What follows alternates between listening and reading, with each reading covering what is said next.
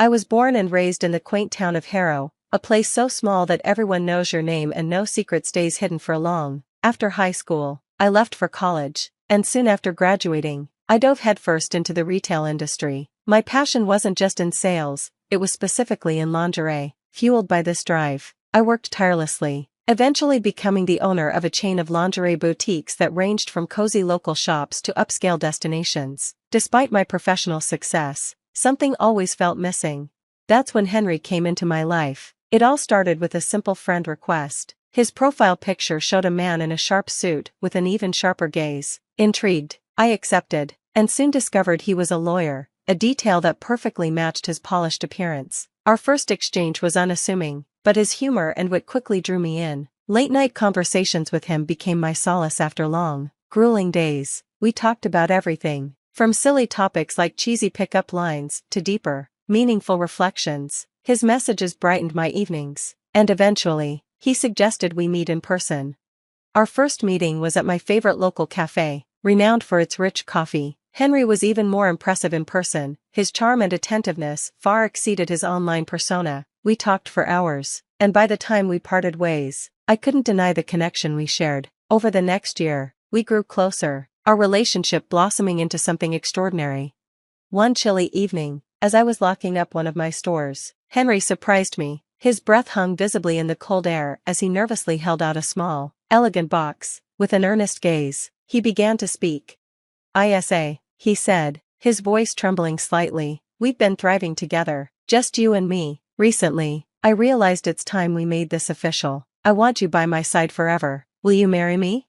My heart raced, overwhelmed with emotion. Marriage was a big step, but as I looked into his sincere eyes, everything seemed to align. "Yes," I whispered, my voice shaky but filled with joy. "Yes, I'll marry you." But just as I began to revel in the moment, Henry's tone shifted. "There's something else we need to discuss," he said hesitantly. The word prenup fell like a cold shower over the warmth of the proposal. I blinked, taken aback. "Really, Henry? Is that necessary?" He quickly took my hands, his touch steadying me. "Isa, it's not about trust, it's about practicality. I've seen too many messy situations in my career. This is just protection, for both of us." He pulled out some documents. "It's straightforward. If either of us strays, the cheater forfeits their assets to the other. It's fair." I stared at the papers, conflicted. The romantic proposal now felt intertwined with a stark reality, but as I looked back at Henry, his expression was earnest. "All right," I finally said, "I'll consider it, but just so we're clear, Henry, I don't plan on ever giving you a reason to use this against me. That's all I'm asking," he said, visibly relieved.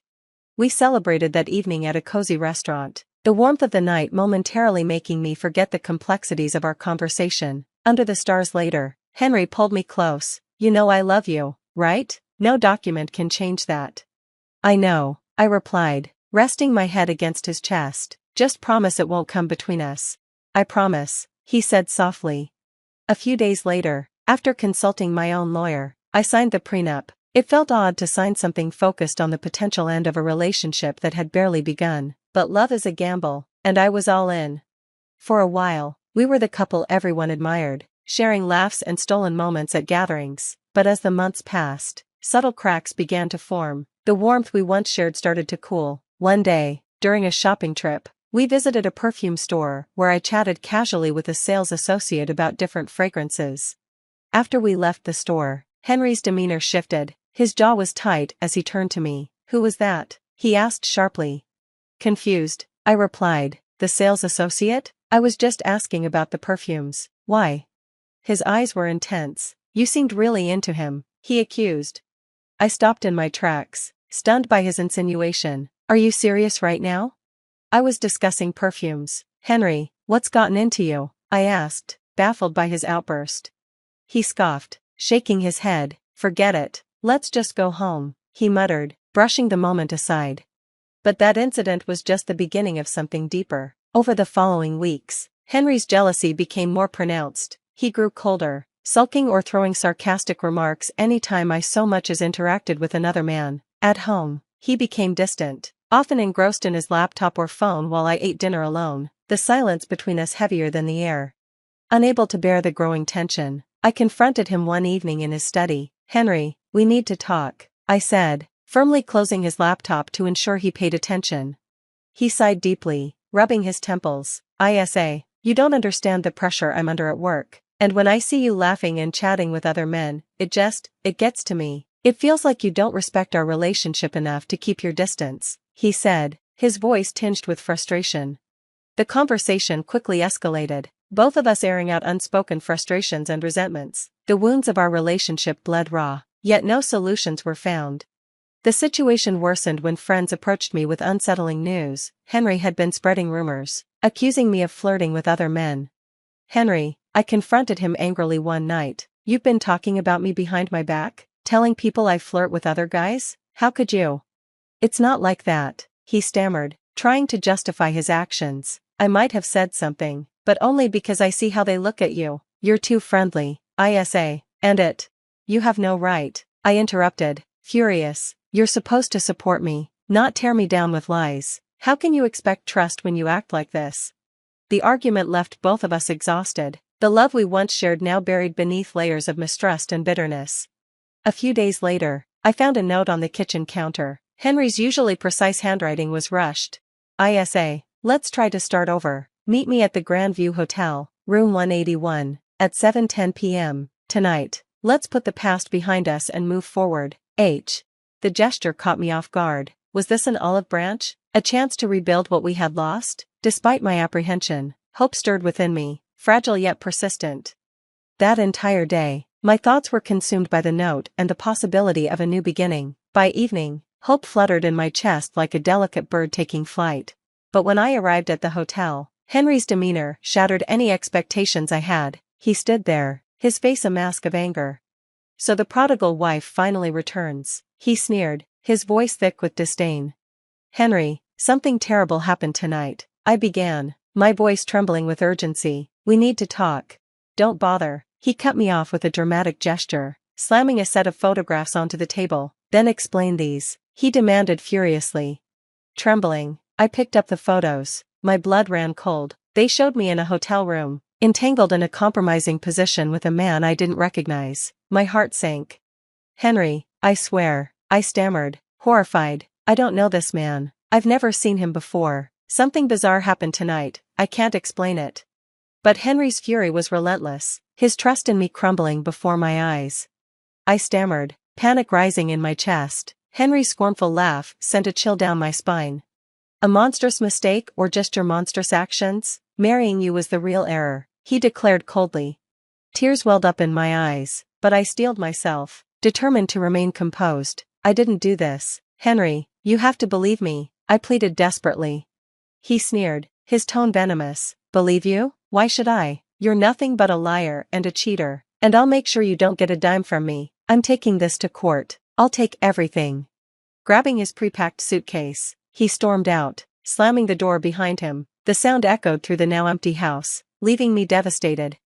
I collapsed onto the sofa, my body racked with sobs. A sharp, throbbing pain consumed my head, clouding my thoughts. It wasn't just a headache, it was as if a dense fog had descended over my brain, making the events of the night disjointed and surreal. Then, it struck me, the wine.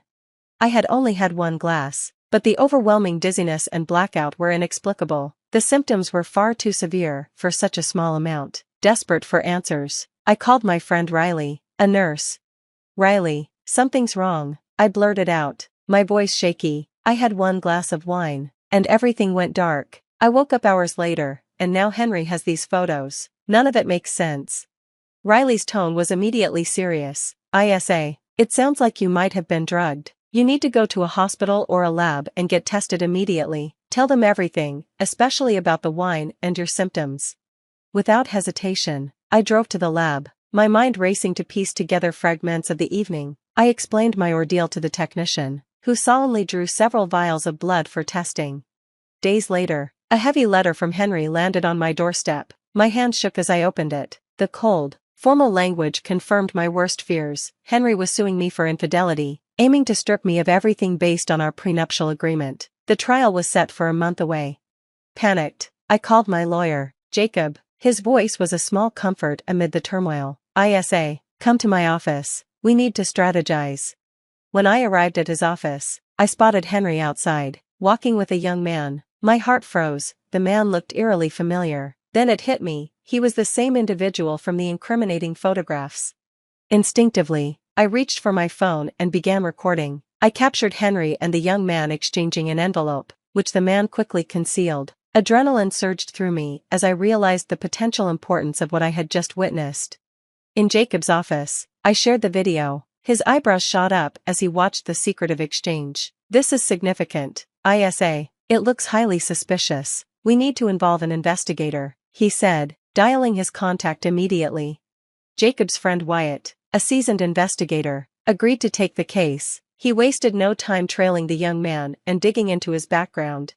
Within days, Wyatt summoned us to his office. His expression was grave. I spoke to the young man. Wyatt began. "He's an actor, down on his luck. He admitted your husband hired him to pose in those photos. Henry orchestrated the entire setup, including drugging you." As he spoke, an email notification buzzed on my phone. My blood test results had arrived. With trembling hands, I opened the attachment. My heart skipped a beat as I read the results, positive for a potent sedative. The pieces of the puzzle finally came together. Henry's betrayal ran deeper than I could have ever imagined, but now, I had the truth on my side. The courtroom was tense as I handed my phone to Jacob. He scanned the blood test results, his expression hardening with determination.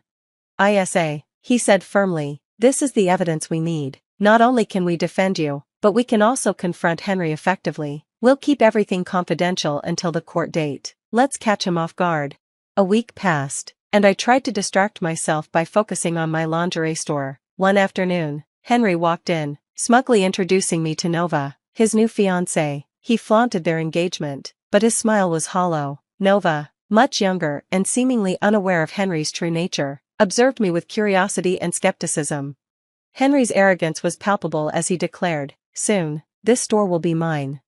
I resisted the urge to respond, remembering Jacob's advice to stay silent until court. Instead, I gave a measured smile. "We'll see what the judge decides, Henry." The court date came quickly, and the atmosphere was electric with tension. Henry, representing himself, stood confidently to make his opening statement. "Ladies and gentlemen," he began, his voice smooth and commanding, "today, you will see the true character of the woman before you. ISA has not only violated her marriage vows but has undermined the sanctity of our household with her deceitful actions." He displayed photos of a supposed affair on a screen, stirring murmurs in the courtroom. Henry painted himself as a wronged husband, his words dripping with indignation and scorn. Each sentence was delivered with dramatic precision, aimed at swaying the judge. When his tirade ended, Jacob rose. His calm demeanor was a sharp contrast to Henry's theatrics. With measured authority, he began to dismantle the false narrative.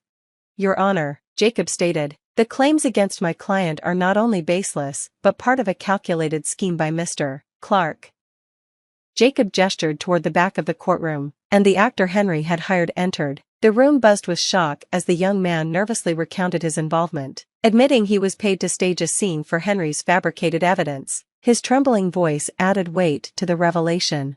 Next, Jacob presented my blood test results. The courtroom fell silent as he explained how I had been unknowingly drugged. The judge's expression darkened as Jacob meticulously connected the dots, unveiling Henry's pattern of manipulation in previous marriages to financially exploit his ex-wives.